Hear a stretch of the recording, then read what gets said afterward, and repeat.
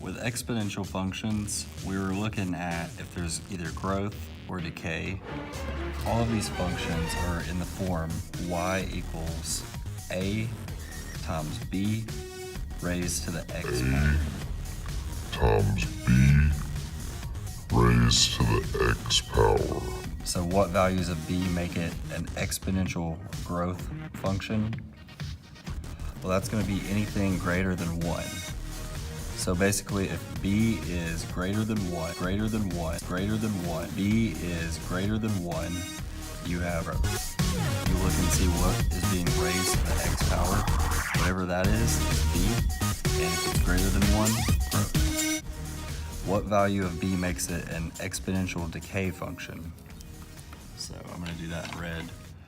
That would be b is less than 1. So decay is going down. And I'm going to draw it here in a second, but b is less than 1 in the equation. So that would be like 0.96. So it wants us to sketch an exponential growth function. If you can do that, go ahead and pause and do so. But otherwise, I'll help you out. So one would look about like this.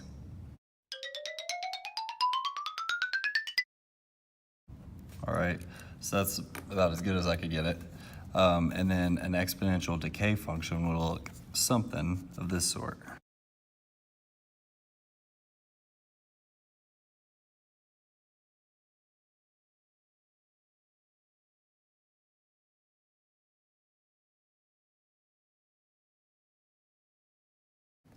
So it would be like that.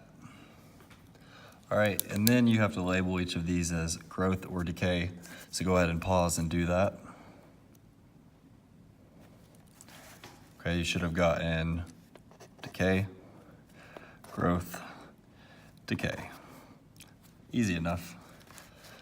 All right, now we have to label each of these as either growth or decay. And I talked about it earlier. All you're doing here is you're looking at whatever b is, whatever is being raised to the x power.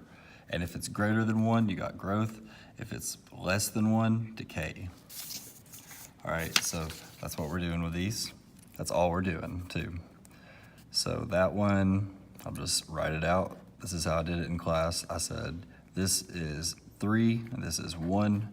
That we're gonna relate it to 1. So I know 3 is greater than 1. Just go ahead and put b in place of 3, since 3 is b. So b is greater than 1 if that helps you, or you could just look at it and of course, no, that's growth.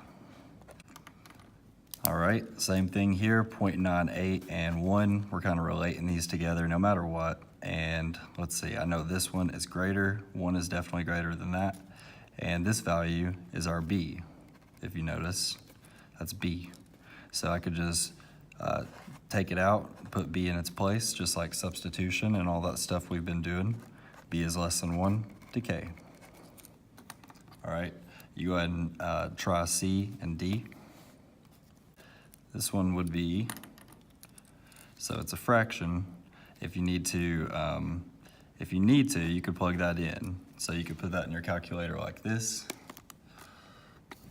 You could put in 2, division bar, 7. All right, 0.28. You could write it out as a decimal if you need to. Again, that's fine. We're relating it to 1. This is greater. 1 is definitely greater, so that is decay. This one, same thing. I already know this is going to be a decimal that is less than 1, and so we know decay. Very good.